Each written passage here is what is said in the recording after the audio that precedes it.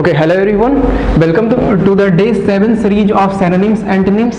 Okay, आप लोग जैसे जानते हो synonyms antonyms का सीरीज स्टार्ट हो चुका है, हम लोग डे 6 तक कवर कर चुके हैं, ठीक है ना। और आज डे 7 में हम लोग के पास फर्स्ट वर्ड है awkward, second word is audacious and third one is avid. Okay, तो हम लोगों ने ये चीज समझा कि अगर कोई भी वर्ड आपके सामने आता है तो वर्ड को देखकर सबसे पहले आपको ये समझना होता है कि उसकी ग्रामेटिकल प्रोफाइल क्या है। इधर वो एक नाउन है, वो एक एडजेक्टिव है या एक वर्ब है। यही तीनों ग्रामेटिकल प्रोफाइल का हम सिनोनिम्स लिखने और एंटोनिम्स लिखने की कोशिश करते हैं, ठीक है। तो सबसे फर्स्ट वर्ड आप देखोगे ऑकवर्ड, ठीक है। तो आप कुछ बच्चे देखकर समझ भी रहे होंगे कि ऑकवर्ड की ग्रामेटिकल प्रोफाइल क्या है, ठीक है। इतना तो आप डे 6 तक पहुंच गए तो कुछ तो आइडिया आपको हो गया होगा, है ना। तो अगर बोला जाए कि ऑकवर्ड क्या होता है सर, ऑकवर्ड एक सिचुएशन हो सकता है, ऑकवर्ड एक क्वेश्चन हो सकता है, ऑकवर्ड टाइम हो सकता है। तो देख रहे हो कैसे यूज हो रहा है, awkward situation, awkward question, awkward time. तो इस वर्ड के बाद यूज होने वाला जो वर्ड है वो नाउन है, इसका मतलब ऑकवर्ड उसको डिस्क्राइब कर रहा है। तो ऑकवर्ड अपने आप में हुआ क्या सर, एडजेक्टिव। ये चीज आपको समझ में आया। तो जब ये एडजेक्टिव है इसका मतलब इसका जितना भी सिनोनिम्स तैयार होगा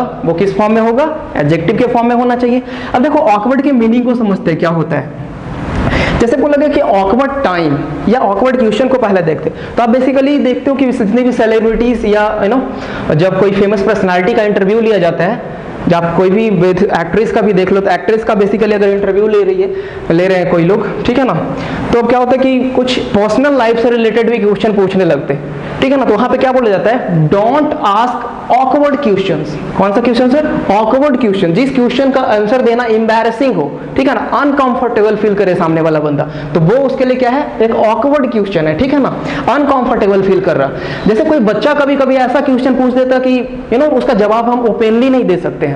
ऐसा क्वेश्चन कभी कभी टीचर से बच्चा पूछ दे या अपने माँ बाप से पूछ देता है, ठीक है, कि उसका क्वेश्चन ओपनली देने में थोड़ा सा एम्बैरेसिंग फील होता है, ठीक है, थोड़ा सा अनकंफर्टेबल लगता है। तो ऐसे क्वेश्चन को हम लोग बोलते हैं ऑकवर्ड क्वेश्चन, ठीक है। अब देखो ऑकवर्ड टाइम, अब बाय द वे क्या होता है कि 12:30 बजे रात में कोई कॉल करे हालचाल पूछने के लिए, कॉमन सेंस, ठीक है, 12:30 में सोए हुए अब कॉल कर रहा है कि हाँ भाई क्या हाल है, ठीक है। तो वो कॉल करने का जो टाइम है क्या है सर, ऑकवर्ड टाइम है, बिल्कुल ही, है ना, ऑकवर्ड टाइम, समझ गए। अब ऑकवर्ड सिचुएशन को समझोगे तो बाय द वे क्या होता कि जैसे कि कोई ट्रेडिशनल फैमिली को देखोगे, थोड़ी कन्वेंशनल फैमिलीज को देखोगे, तो जब सब जो लेडीज होती है बेसिकली वो अपने से बड़ों के सामने नहीं आती, ऐसा एक सिचुएशन होता है ना ट्रेडिशनल फैमिलीज में। अभी भी धीरे धीरे अब तो ये चीज खत्म होता जा रहा है, लेकिन अभी भी कुछ फैमिली में आप विलेज एरिया में चले जाओगे तो ये सारी चीजें अभी भी है ना। तो बेसिकली क्या होता है कि एक ऐसा सिचुएशन आता है कि सारी फैमिली को एक ही गाड़ी में या ट्रेन से जा रहे हैं तो एक ही कंपार्टमेंट में एक साथ बैठकर जाना पड़ता है। तो बताओ, जो घर में एक सामने नहीं आते एक दूसरे के, ठीक है, लेकिन वहां पे बिल्कुल सामने में बगल में बैठना पड़ा, तो that is also awkward situation, that is called awkward situation. Okay, तो आई होप आपको ऑकवर्ड का मीनिंग समझ में आ गया हो। तो ऑकवर्ड को अगर आप सिनोनिम्स लिखना चाहोगे तो क्या लिखोगे, एम्बैरेसिंग, क्या बोल सकते हो सर, एम्बैरेसिंग, ठीक है, क्या बोल सकते हो सर, अनकंफर्टेबल। आप लोग बोलोगे साथ में, ठीक है ना, जब तक बोलोगे नहीं, लैंग्वेज बोलने से ही सीखने को मिलता है, ठीक है ना। जब तक आप लैंग्वेज को बोलोगे नहीं, आप बोल दोगे कि इंग्लिश सीख जाएंगे, तो ऐसा हो नहीं सकता। बेसिकली आपको बोलना पड़ेगा चीजों को, ठीक है। हिंदी भी आप बोलना सीखे तो पहले है ना, सुने फिर बोले तभी तो सीखे ना। तो आज सुन रहे हो हमें, तो फिर बोलने की भी कोशिश करो, ठीक है। जैसे ऑकवर्ड लिखा गया तो ऑकवर्ड के लिए फर्स्ट वर्ड क्या लिखा गया सर, एम्बैरेसिंग, ठीक है, एम्बैरेसिंग बोल सकते हो। अनकंफर्टेबल, ठीक है, क्या लिखा गया, अनकंफर्टेबल, ठीक है। नेक्स्ट वर्ड इज इनएप्रोप्रिएट, क्या बोला गया सर, इनएप्रोप्रिएट, ठीक है ना। और क्या बोला गया सर, इनकॉन्वेनिएंट, इनकॉन्वेनिएंट, ठीक है। ज्यादा सिनोनिम्स इसका तैयार नहीं होता, बट ऑकवर्ड ये बहुत ही ज्यादा आप बोल सकते हो कि बहुत हाई फ्रीक्वेंसी वर्ड है, बहुत ज्यादा यूज होता है ना। तो इसका अगर एंटोनिम्स लिखने की बात करोगे तो दूसरी तरफ कंफर्टेबल सिचुएशन होगा सर, ठीक है, क्या बोल सकते हैं आप, कंफर्टेबल, ठीक है ना, कॉन्वेनिएंट, कॉन्वेनिएंट आप बोल सकते हो क्या, एप्रोप्रिएट। जब उधर लिखा गया इनएप्रोप्रिएट तो इधर क्या लिखोगे सर, एप्रोप्रिएट, एप्रोप्रिएट। तो ऑकवर्ड का मीनिंग आप लोग समझ में आया। जैसे एग्जांपल से भी आप देख सकते हो, he called me at an awkward question, awkward situation, यही कॉनोटेशन है इसका, ओके, इस यूसेस। तो फर्स्ट वर्ड आप लोग समझ गए। सेकंड वर्ड वी हैव ऑडेसियस, क्या लिखा हुआ सर, एक बार बोलोगे सब लोग, ऑडेसियस।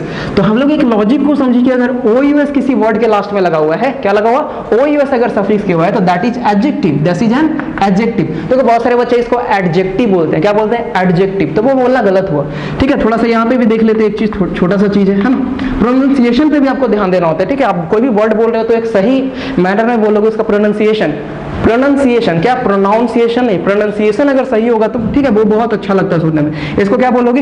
एडजेक्टिव। यहाँ पे डी साइलेंट होता है, ठीक है। बहुत सारे बच्चे एडजेक्टिव बोलते हैं तो वो गलत हुआ, एडजेक्टिव। क्लियर? तो ये वर्ड अपने आप में क्या हुआ सर? एडजेक्टिव। अब इसका सिनोनिम्स लिखने की बात आए तो पहले ऑडियसेस का मीनिंग आपको पता होना चाहिए। तो आप सिंपल वर्ड जानते हो, बोल्ड एंड ब्रेव। ब्रेव, ठीक है ना। अब ऑडियसेस देखो, थोड़ा सा हाई फ्रीक्वेंसी, हाई लेवल का वर्ड हो गया। अब जैसे बाय द वे क्या होता है, एक एग्जांपल से इसको समझते हैं कि आप बाइक से कहीं जा रहे हो, ठीक है ना, और आपने हेलमेट नहीं लगाया हुआ, ठीक है। अब पुलिस आपको रोकती है। अब देखो, पुलिस जब आपको रोके, आपने हेलमेट नहीं लगा हुआ, तो पुलिस का क्या काम है? ठीक है, पुलिस के पास क्या पावर है? बेसिकली आपका चालान करने का, आपको फाइन करने का, यही ना पावर है। अगर आप बदतमीजी से पेश आते हो तब आपको वो थप्पड़ मार सकती है पुलिस, ठीक है। ऐसे तो नहीं ना कि हम हेलमेट नहीं लगाए तो हमें थप्पड़ मारने लगे, ये पावर नहीं है। लेकिन क्या होता है कि पुलिस गाड़ी रोके हम और 2-3 थप्पड़ खींच दी पुलिस, ठीक है ना, पुलिस ऑफिसर जो भी थे। तो बताओ, वो जो बंदा था थोड़ा सा ब्रेव टाइप का था, बोल्ड था, ऑडिशियस था, वो गाड़ी से उतरा और पुलिस के भले पुलिस ऑफिसर तो उठ के आंख में आंख दे, मतलब एकदम, ठीक है, बिल्कुल ही डरा नहीं। वो बोला कि आपकी मतलब आपके पास तो ये पावर नहीं है कि आप बिना मतलब के किसी को थप्पड़ मार सकते हो। हमने हेलमेट नहीं लगाया, ठीक है, हमने एक लॉ को तोड़ा, ठीक है, हमने रूल को फॉलो नहीं किया, तो आपके पास क्या पावर है सर? आपके पास पावर है फाइन करने का, आपके पास पावर है चार्ज करने का, ना कि थप्पड़ मारने का। तो बताओ, इतना ज्यादा एकदम बोल्डनेस के साथ पुलिस वालों के साथ आंख में आंख मिलाकर बोलना, तो कहीं ना कहीं वो बंदा बहुत ही ज्यादा क्या है सर? ऑडेसियस है। क्या बोलोगे? बहुत ही ज्यादा क्या है? ऑडेसियस। तो इसके लिए सिनोनिम्स लिखना चाहोगे तो क्या बोलोगे? बोल्ड। क्या लिखा गया?